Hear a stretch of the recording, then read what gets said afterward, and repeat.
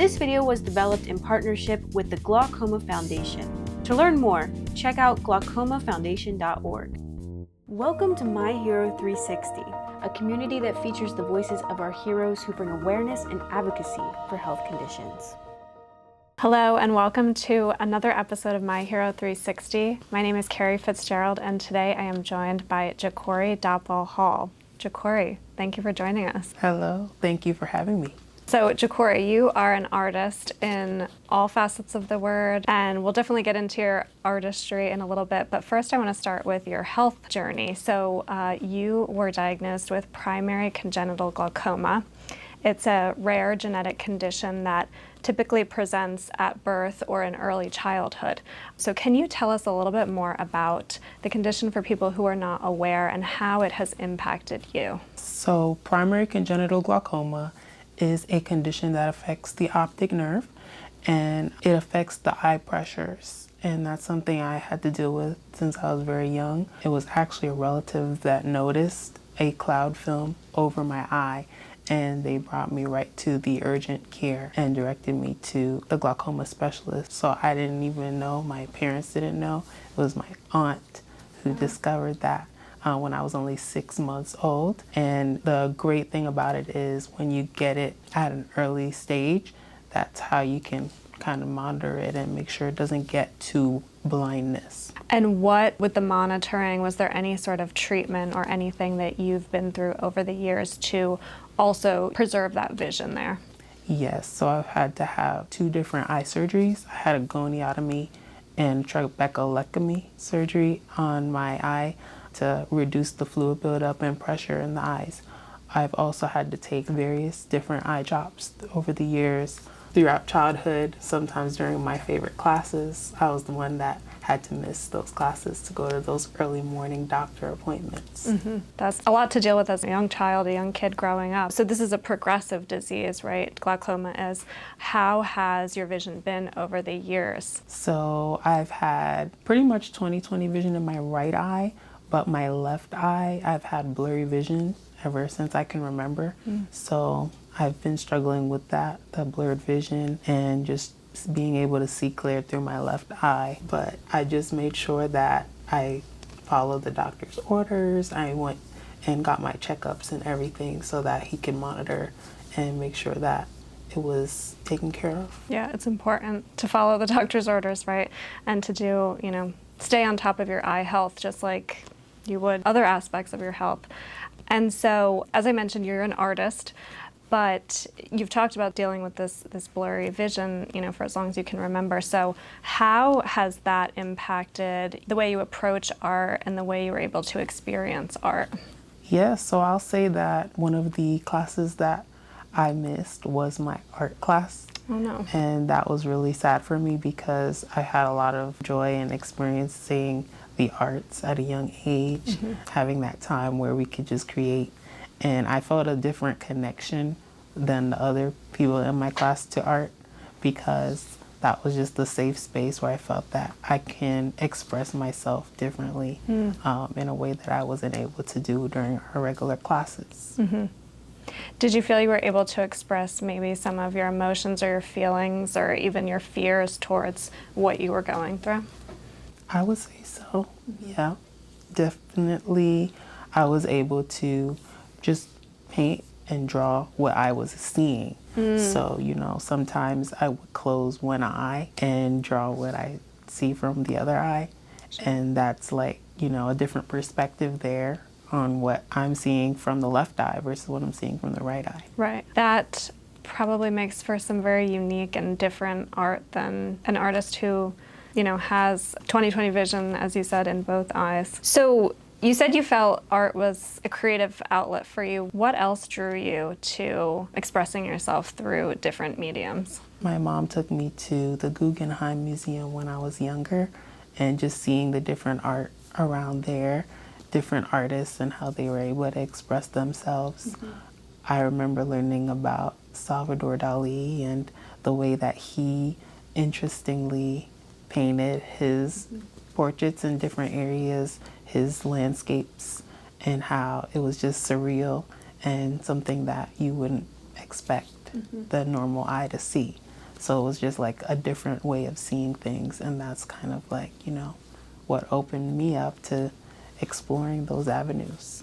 And what has helped you get through difficult or challenging times as it relates to your health and pursuing these interests and dreams in the arts? I would have to say my family.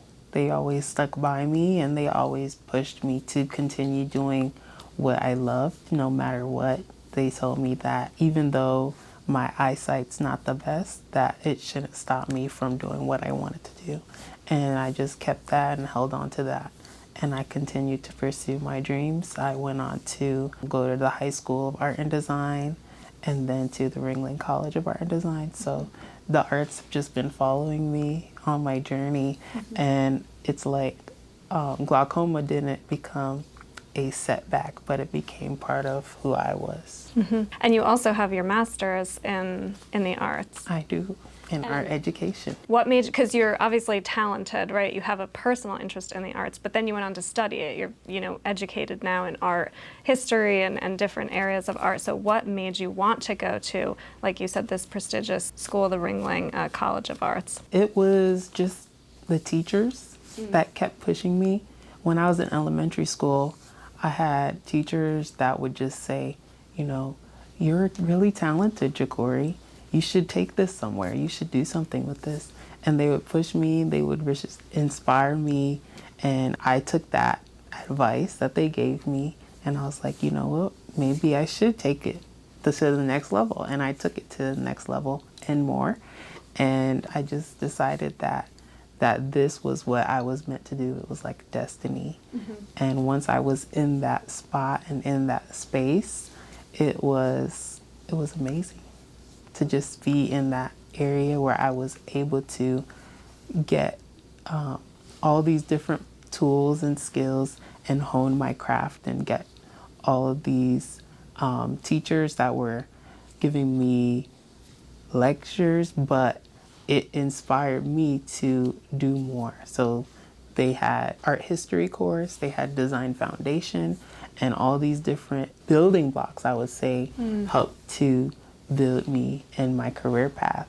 And they were all meant to be stepping stones to lead me to where I am now. That's amazing. Teachers can really make a difference in a lot of ways, but also to inspire you, like you said, on a particular career path. Is there a particular teacher or class over the years, whether it was from elementary school to college, that has really stuck with you or made an impact on you? My elementary art teacher, that was the building block that really set it in motion, because she saw something in me that I didn't see in myself. And I asked, what would happen if I wanted to become an artist? Because at that time, a lot of people were against artists. They thought that, that you're a starving artist, you're not going to make it out there, it's not the usual career path. Sure, yeah. Even the fact that I was interested in being an art teacher at that age as well. I told my teacher I wanted to be an art teacher, and she was like, "Are you sure?" Because she was an art teacher, and she was like, "We don't really get paid like that good." But I just became an art teacher because I know that impact that they had on me is something I want to have on the students I'm teaching now. So you are an art teacher now after graduating. I think you actually were doing your master's program while you were teaching too. Good for you, that's a lot. It was.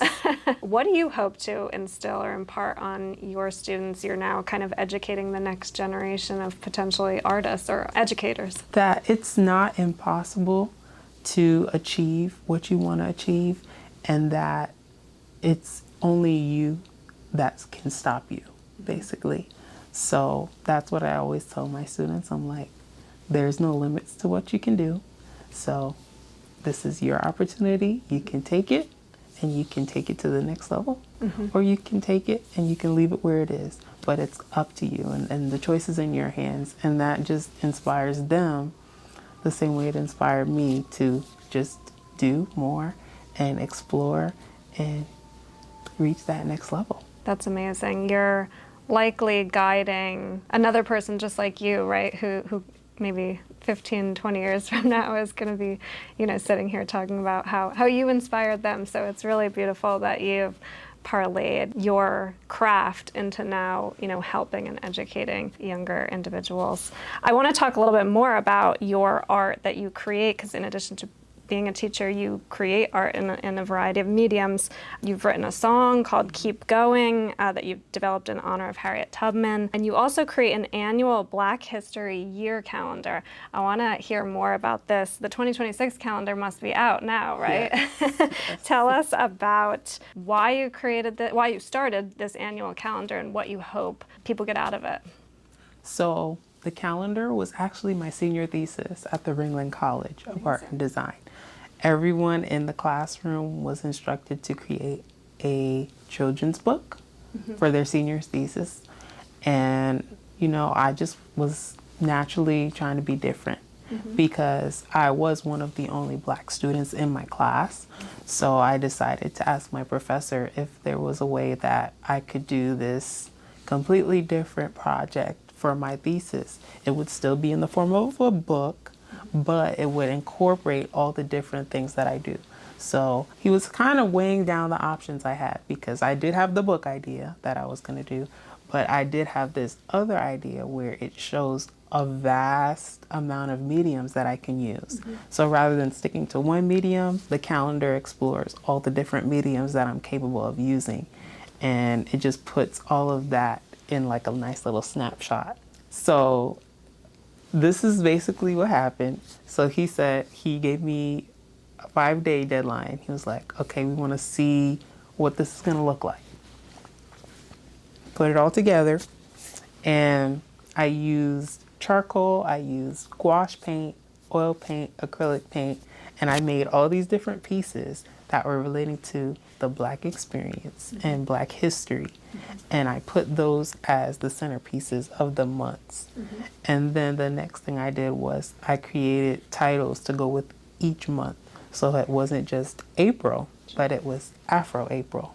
It wasn't just June, but it was Juneteenth June. So they all had a theme, and the themes went along with the artwork. And then I have poetry that I do as well. So I put poetry to go with each month, different poems for the months. And closing it out, I put Black history facts for every day of the year. Wow. So it was a lot of work that went into it, but it was so unique and so different that the professor said this was really out there and that it was one of the standout things that he's never seen. I was one of the students who went on from college to start my own business right out of college with that thesis. And it's still going today. So. Wow, that's incredible. Where can people buy your calendars? So my website is my name, JahkoriDopwellHall.org. And there's my artwork, there's the calendars, and even the songs. So you'll see all the different arts that I do. I am one artist with many different talents. And that's one thing that I also learned growing up, that trying new things is okay. So I didn't want to stick to one thing. I wanted to always explore different avenues. Like, well, what if I did music? Well, what if I did graphic design? And now I have all these different things that I can do. And it's like a nice set list of things. So if anyone ever comes to me and asks, well, can you do this? I can, so. Very versatile. That's amazing. Yes, you have paintings that people can purchase as well on your website. That's incredible. So you launched this business, you said right out of college. That's pretty amazing to navigate that. What was that like to set this all up?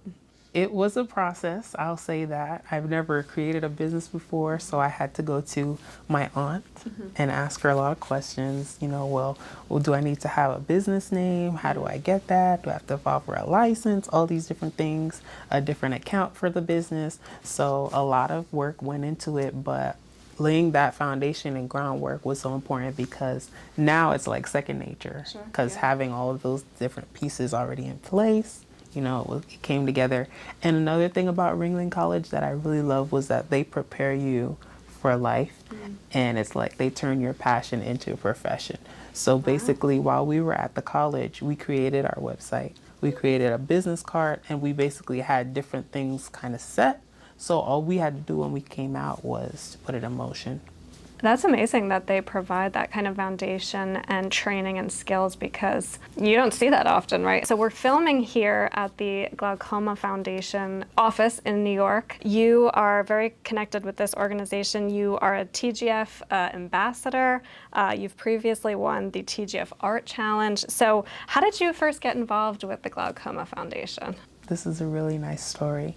So it was my last doctor's appointment with Dr. Robert Rich, and he was my primary care glaucoma specialist since I was very young, and he did all the surgeries. My mom would not let anyone else do my surgeries. So he's been with me, basically. He watched me grow up, and it was my very last appointment with him before he retired. Wow. And before we moved from here to Florida. And then he just suggested that I get in contact with the Glaucoma Foundation. He got my name and he wrote it down, and then he said he would give it to the president of that. And that was Miss Elena Sturman. And that's how I got connected with Elena. And then Elena got me connected with all these different other things. And I was like, wow, because I didn't even think that, you know, someone like me could make such an impact for the Glaucoma Foundation or even be noticed like that. And I just have to say thank you to Dr. Rich for making that connection and seeing the potential in my partnership with the Glaucoma Foundation. That's incredible. And you spoke at their recent gala event. How was that? That was very impactful as well, because sharing my story wasn't something that I ever thought I would be able to do. But, you know, having an audience that was there and, you know, just open to listening to my story and where I'm coming from, seeing my story, because I had the pictures when I was younger and I had those eye patches on my eyes right after the surgery, you know, it really did touch a lot of people. I was able to even see a family that looked just like mine, that had a younger child who just literally reminded me of myself. He was a young child and he was going through primary congenital glaucoma as well. Wow. And it was like just an impact because the parents were there and they were telling me, they were like, it's just so nice to see that there's others out there that have this, that are going through this, and they're telling their stories. So. Yeah. And I'm sure for the parents to see all that you've accomplished and what you're doing with your art and your passion, and you could be an example for their son. So I'm sure that was incredibly impactful. What do you want people to learn or understand about glaucoma? Often we think of it as something that impacts people maybe later in life. What would you want people to understand about it? I want people to understand that glaucoma it can affect anyone at any given time. So, you know, always go to your ophthalmologist and make sure to get checked. Make sure that you are keeping your eye health and taking care of your eyes, because that is so important. You only get two, right? And you want to make sure that you're seeing, because there's so much to see in the world. Yeah, that's really important. Jahkori, we like to end our My Hero 360 interviews by asking the same question of everyone. What would you tell your younger self knowing what you know now? I would tell my younger self to just keep going. That's literally what I would tell. Keep going. Don't give up. Keep going. That's awesome. Well, thank you so much, Jahkori, for joining us on My Hero 360. Your story is really incredible, and I think it will touch a lot of people, so we appreciate it. Thank you for having me. For more information about glaucoma, please visit glaucomafoundation.org.